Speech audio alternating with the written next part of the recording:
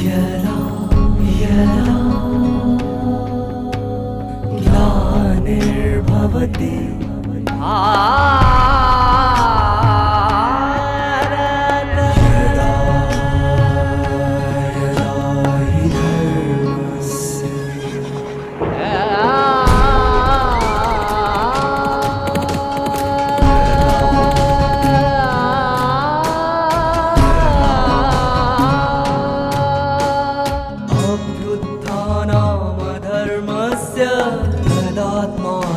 सृजाम्यहं परित्राणाय साधूनां विनाशाय च दुष्कृतां विनाशाय धर्म संस्थापनार्थाय संभवामि युगे युगे युगे युगे युगे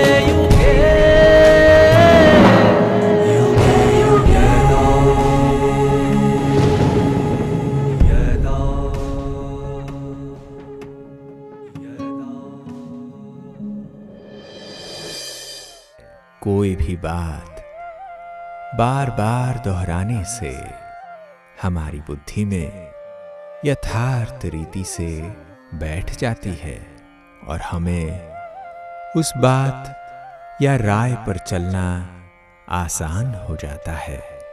इस प्रकार से हम मनुष्यों ने जन्म जन्म से अपनी कुछ एक आदतें बना ली हैं। इन आदतों को ही हम दूसरे शब्दों में संस्कार भी कहते हैं। अब दैवी संस्कार बनाने के लिए हर कर्म करते हुए परमात्मा के प्रति हमारा अनन्य भाव होना चाहिए। ओम शांति। सर्वशास्त्रमय शिरोमणि, सर्वकालिक सत्य, सार्वभौमिक सत्य, नित्य संजीविनी श्रीमद् भगवद गीता के ज्ञान के इस भावधारा में जितने जितने हम गहराइयों में जा रहे हैं, तो मानो अपने अंदर की सदियों की प्यास बुझते हुए और अपने को धन्यता के एक ऊंचाई पर महसूस कर रहे हैं। जी हाँ, जन्मों से जो असंभव समझते थे, गीता ज्ञान के परमात्मा के सन्निधान से वो संभव साध्य हो रहा है। अपने आप को समझना, अपने अंतर को पहचानना, पहचानते हुए अपने को परमात्मा के योग्य बनाना। प्रश्न उठता है, हम परमात्मा के योग्य क्यों बने?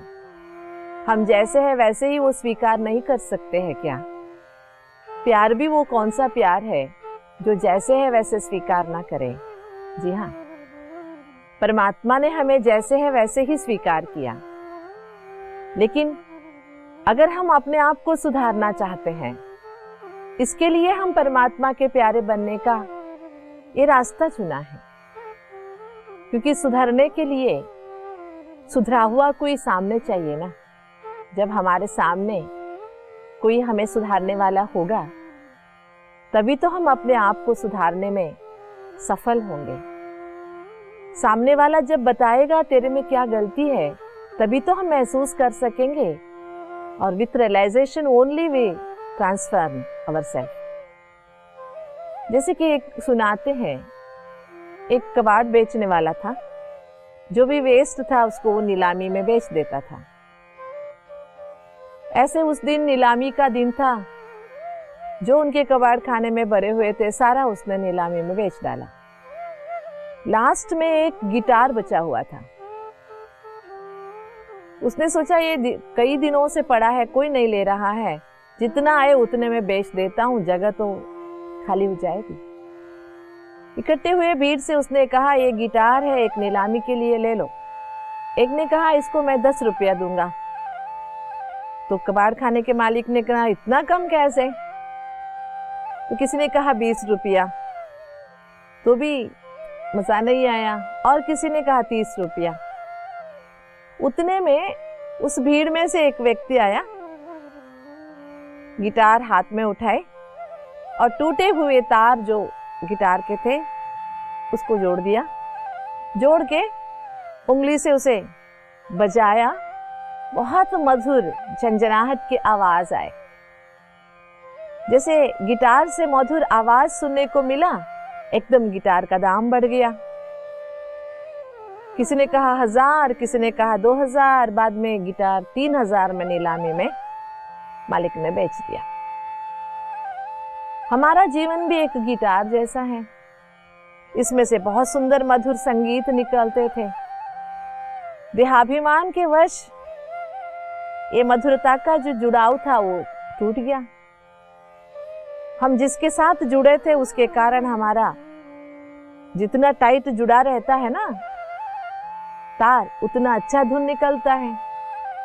अब लूज हो गया है, टाइट करने का रास्ता पता नहीं है, तो ये जो कीमतवान जीवन, बहुमूल्य जीवन अर्थहीन बन गया है। कोई पूछने वाला ही नहीं है। इसलिए हम मनुष्य आत्माएं अपने जीवन की कीमत बढ़ाने के लिए, जबकि ये जीवन नश्वर है, कुछ साथ चलने वाला नहीं है, सभी को पता है। फिर भी पता नहीं हम कितने करोड़ों कमाते हैं, साथ चलने वाली चीज को हम साथ ले जाने ही भूल जाते हैं। लेकिन जीवन के इस मधुर संगीत की एहसास कोई हमें कराए तो हम उस ओर बढ़े और अपने जीवन रूपी गिटार को सफल करें। वो है परमात्मा जो सदगुरु के रूप में हमारे सामने उपस्थित है और हमारे जीवन रूपी जीवन में संगीत का माधुर्य लाना चाहते हैं, संतोष लाना चाहते हैं, सुख समृद्धि लाना चाहते हैं, आंतर्य से मनुष्य आत्मा को सशक्त बनाना चाहते हैं। इसीलिए तो परमात्मा कहते हैं ये तो सर्वाणि कर्माणि मयि सन्न्यस्य मत्पराः अनन्येनैव योगेन माम ध्यायन्त उपासते। हर कर्म करते हुए तो मुझे याद कर, सभी अवगुणों से संन्यास कर, मुझे ही परम गति मान मत्पराः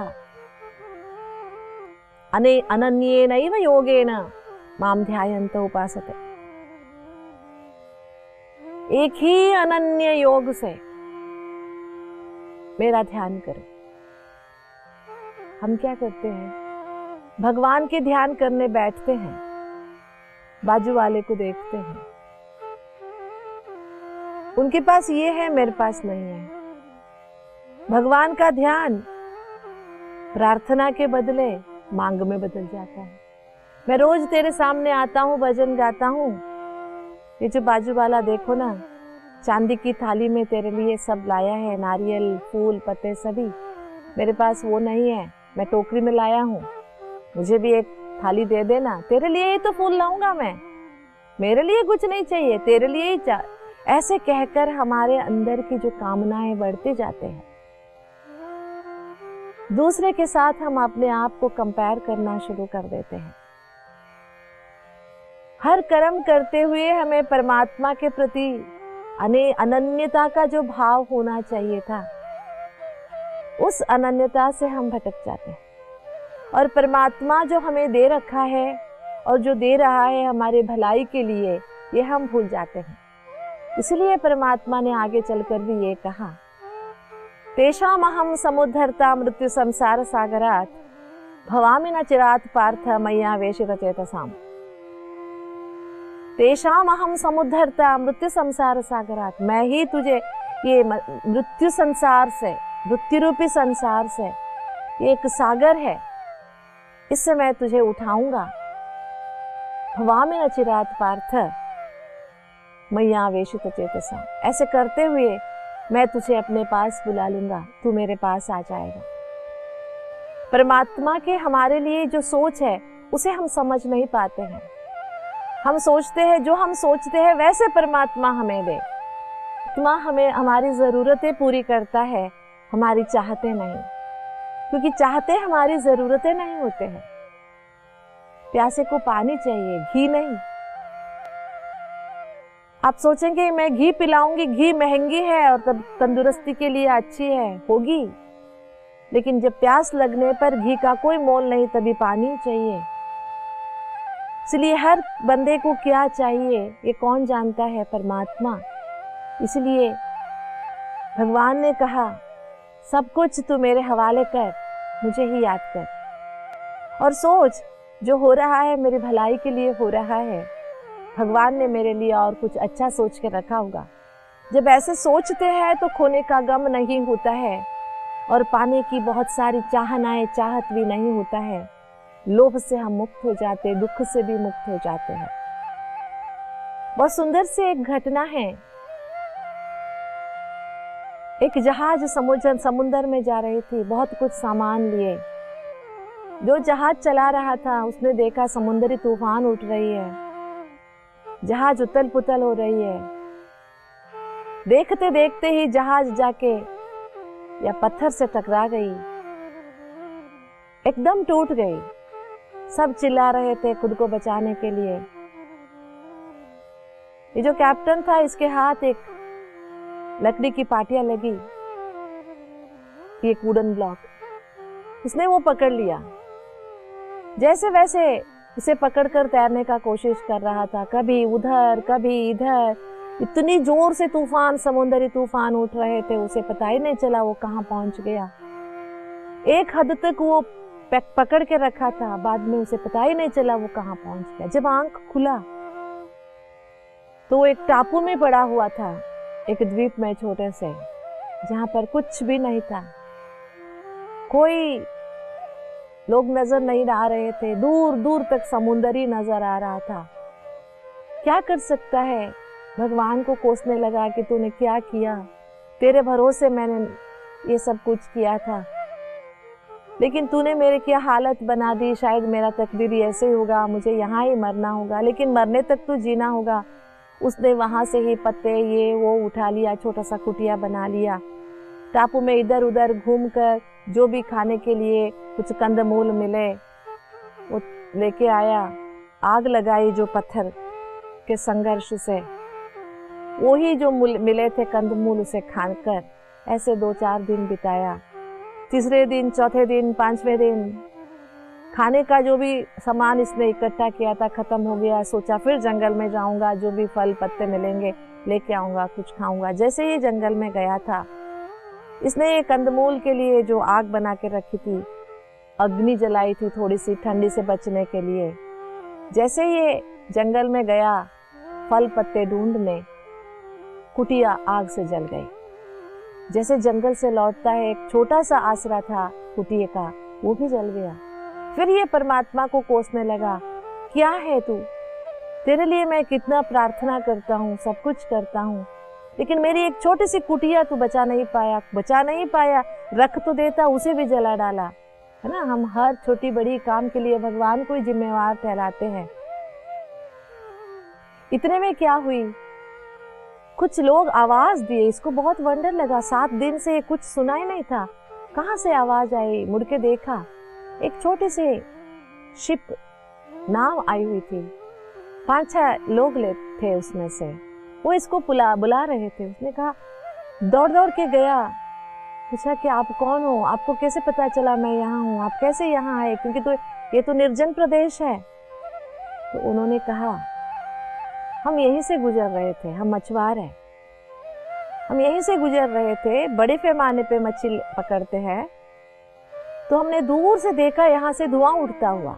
हमको पता था इस टापू में कोई नहीं रहते हैं, लेकिन धुआं उठ रहा है, इसका मतलब यहाँ कोई मुसीबत में फंसा है। ये समझकर हमने अपने नाव की दिशा बदल दी, यहाँ पर पहुंचे। फिर उस व्यक्ति को बचाकर वो ले गए। इस कहानी से क्या सीख मिली हमें? इस दुनिया में जो भी भगवान ने योजना बना के रखी है, ये भगवान के निर्देशन में चलने वाली सृष्टि है। इसमें जो भी हमारे लिए भी परमात्मा ने सोच के रखा है, अच्छा ही सोच के रखा है। अगर हम ये मान के चलते हैं कि जो हो रहा है अच्छा हो रहा है, जो होने वाला अच्छा ही होगा, इमीडिएट इफेक्ट को ना देखते हुए फ्यूचर इफेक्ट को अगर हम अटेंशन में रखते हैं, तो जो भी होगा अच्छा ही होगा, क्योंकि सृष्टि नाटक का निर्देशक स्वयं परमात्मा है, जिसका नाम शिव है। इसका अर्थ कल्याणकारी है। वो किसी का अकल्याण कभी नहीं कर सकता। वो किसी का बुरा नहीं चाहता है।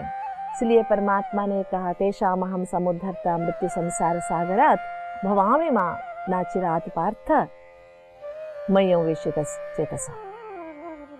ऐसे अपने आप को परमात्मा के नजदीक ले जाने के लिए उसी के चिंतन में रहना चाहिए, उसी के बारे में सोचना चाहिए। सर्वाणि कर्माणि मयि सन्न्यस्य मत्परः। जो भी कर्म करते हो मेरे लिए करो या किए हुए कर्म मुझे अर्पण करो। हम क्या करते हैं, या तो खुद के लिए करते हैं, जो भी कर्म करते हैं उससे वाहवाही मिलती है तो हम ही लेते हैं, यस हमने किया है, इसमें परमात्मा की क्या भागीदारी है। उससे घमंड में भी आ जाते हैं, तारीफें भी हमें चाहिए, लेकिन फल परमात्मा के ऊपर। अगर कुछ बुरा हुआ तो हम भगवान को कोसते हैं, लेकिन सच में अगर अच्छा हो या बुरा, अगर बुरा हुआ है तो कोई बात नहीं, कोई और अच्छा सोचा होगा परमात्मा ने हमारे लिए। ऐसे सोच के जब हम आगे कदम बढ़ाते हैं ना, सच में अच्छा हो जाता है, क्योंकि जैसे सोचते हैं वैसे हम बन जाते हैं। तो अगर हमारी सोच परमात्मा के जैसे बनाने का हम छोटा सा प्रयास करेंगे और जो भी करेंगे परमात्मा के सामने अर्पण करेंगे। आप व्यापारी हैं, इतने गिराहक आए, आज ठीक ठीक ही था व्यापार, कोई बात नहीं, लॉस नहीं हुआ ना, थैंक यू। अगर लॉस हो गया तो कोई बात नहीं, कल मैं अच्छी तरह और व्यापार करूंगा, विश्वास है सफल हो जाऊंगा। क्या हुआ, थोड़े पैसे ही तो गए, कोई बात नहीं, आ जाएंगे। ऐसे अपने पर परमात्मा के विश्वास का विश्वास रखना और हर कर्म परमात्मा के सामने अर्पण करना, और ये सोचना जो हो रहा है सब परमात्मा के निर्देशित इस ड्रामा के अंदर, नथिंग इज न्यू, सब अच्छा ही हो रहा है, कोई नई बात नहीं है, हुआ था वैसे ही हो रहा है।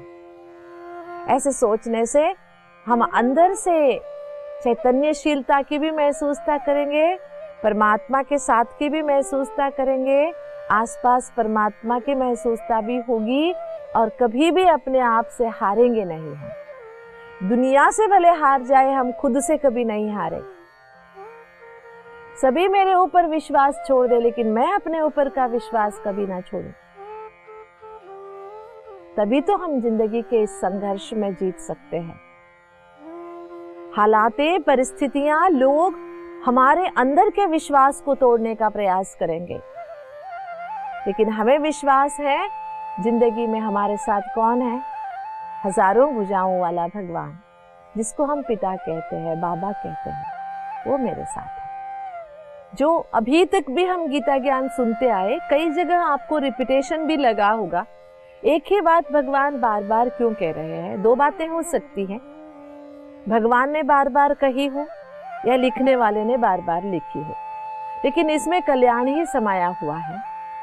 घर में भी हमारे बड़े एक ही बात बार बार कहते हैं, हम कई बार उनसे बोर आ जाते हैं, कहते हैं कि क्या एक ही बात बार बार कहते हो, हम कोई सुनते नहीं है क्या, या हमें समझ में नहीं आता है क्या, हम इस जनरेशन के हैं, हमको समझ में आता है, एक बात में कहो ना, हम चिल्लाते रहते हैं घर में भी। लेकिन कोई भी बात बार बार कहने से वो पक्का हो जाती है। और भगवान कहते हैं मैंने बार बार कहा, लेकिन तुमने किया क्या, नहीं किया ना। बार बार कहने का मतलब है जब तक तुम करोगे नहीं ना, तब तक मैं कहता रहूंगा। माँ बाप क्रोधित हो सकते हैं, जन्म देने वाले, कितने बार कहना चाहिए तेरे को, तो पागल है क्या, समझता नहीं है, ऐसे डांट देते हैं। लेकिन भगवान कभी ये नहीं कहता, कभी थकता नहीं कहते हुए। इसी का निशान है उसका प्यार कितना है हम बच्चों पर, पूरी दुनिया पर उसका प्यार कितना है। इसलिए एक ही बात बार बार कहते हैं, मुझे ही याद करो, मेरे पास ही आ जाओ, मेरे सामने सारा अर्पण कर दो, मेरे ही भक्त बनो। ये बार बार क्यों कहते हैं? क्योंकि इतने बार सुनने पर भी हम परमात्मा को साथ नहीं रख सकते। 1 मिनट याद करते हैं और बचे हुए 59 मिनट्स हम भूल जाते हैं 1 घंटे में। इसलिए भगवान बार बार कहता है कि परमात्मा को याद करना जितना आसान है ना, उतना थोड़ा मुश्किल भी है। कई बार नाम जप करने वाले भी मुंह में राम राम राम राम बोलते रहते हैं। हमारी दादी हुआ करती थी, सवेरे सवेरे जाप मतलब जोर जोर से मंत्रोच्चारण करती थी, बीच बीच में हम सबको उठाती थी, डांटती थी। सूरज सिर पर चढ़ गया, अभी सोए पड़े हो, कुंभकर्ण के संतान हो, ऐसे वैसे कहती थी। फिर ओम नमः शिवाय ओम नमः शिवाय कहती थी। हम चिढ़ाते थे। ये जो बीच में तुमने कहा दादी जी, ये भी भगवान के लिए था क्या? अरे तुमने भगवान को कुंभकर्ण कह दिया, ऐसे हम चिढ़ाते थे। सच में हमारी ऐसी स्थिति है, भगवान का नाम स्मरण कर रहे हैं, बीच बीच में किसी किसी को याद करते जा रहे हैं, क्योंकि आदत पड़ गई है व्यक्तियों से जुड़ने की। परमात्मा से जुड़ने की जो आदत नहीं है ना, उस आदत को बनाने के लिए हमें प्रयास करना पड़ता है, उसके पीछे समय लगाना पड़ता है, युक्तियां ढूंढनी पड़ती है, तरकीबें अपनानी पड़ती है ना। जब परमात्मा की बातें सुनेंगे, देखिए मनुष्य की बातें भूलती नहीं है, परमात्मा की बातें याद नहीं रहती है। कभी बचपन में देखा हुआ फिल्म आपको याद रहेगा, लेकिन क्या कभी बचपन में माँ बाप ने जो भगवान के प्रति सिखाई थी वो बातें याद है क्या? नहीं, वो बचपन की बातें थी। अभी हम बड़े हो गए, हम वो नहीं करते। इसलिए जो ना चाहिए, जो नेगेटिव है, जो जरूरी नहीं है, वो बातों को याद करने का मतलब वेस्ट को स्टॉक करने की जो हमारी आदत है, इसे बदलने के लिए इम्पोर्टेंट एंड अंडरलाइन, व्यर्थ को इकट्ठा करने की, कूड़े कीचड़े को इकट्ठा करने की जो हमारी आदत है, उसे दूर करने के लिए दुनिया की जो महंगी चीज है परमात्मा, अति मूल्यवान चीज है परमात्मा, उसको हमारे पास रखेंगे तो अनचाही चीजें अपने आप हमसे दूर हो जाएगी। इसी बात को समझाते हुए परमात्मा बार बार कहते हैं, तुम मुझे याद करो, मैं तुझे इस मृत्यु संसार सागर से दूर ले जाऊंगा, अर्थात अमर लोक में ले जाऊंगा। तो क्या हम सभी परमात्मा की इन बातों से सहमत हैं? जन्मों की आदत को बदलने के लिए संकल्प करेंगे। जन्मों की आदत है व्यक्तियों से जुड़ना, लेकिन अभी इस समय की पुकार है, व्यक्तियां तो जन्म जन्म रहेंगे लेकिन परमात्मा नहीं मिलेगा। जब परमात्मा इस धरा पर अवतरित हुए हैं तो ये वही समय है, हम जागे और खुद को परमात्मा के साथ जोड़े और परमात्मा के दिल में अपने लिए एक जगह बनाए। ओम शांति। स्वयं ज्ञान के सागर परमपिता परमात्मा द्वारा दिया हुआ श्रीमद् भगवद गीता का ज्ञान हम मनुष्यों को विनाशी कमाई के साथ साथ अविनाशी कमाई का भी बोध कराता है। दर्शकों, जो स्थूल धन हम कमाते हैं वह तो विनाशी होता है, अर्थात उसका उपयोग हम केवल इस एक जन्म के लिए ही कर पाते हैं, परंतु परमात्मा से प्राप्त ज्ञान धन अविनाशी होता है, जो जन्म जन्म हमारे साथ चलता है। जीवन में जब अनेक प्रकार के तूफान आते हैं, तब निराश हताश होकर हम सारा दोष परमात्मा को ही देते हैं। दूसरों की प्राप्तियां उपलब्धियां देखकर जब हम स्वयं की तुलना उनके साथ करते हैं, तब हमारे भीतर असंतुष्टता की वृत्ति पैदा होती है। परमात्मा इस समय सद्गुरु के रूप में हमारे समक्ष उपस्थित है और हम सभी के जीवन में संतुष्टता लाना चाहते हैं। हमारे लिए क्या सही है और क्या नहीं, ये हमसे अधिक परमात्मा को ज्ञात है, और इसीलिए परमात्मा केवल हमारी जरूरतें पूरी करते हैं, चाहते नहीं, क्योंकि चाहते अनावश्यक हो सकती हैं, परंतु जरूरतें आवश्यक होती हैं। तो चलिए अपने सभी अवगुणों का त्याग करके एक परमात्मा की ही लगन में मगन रहने का अभ्यास करते हैं। ओम शांति।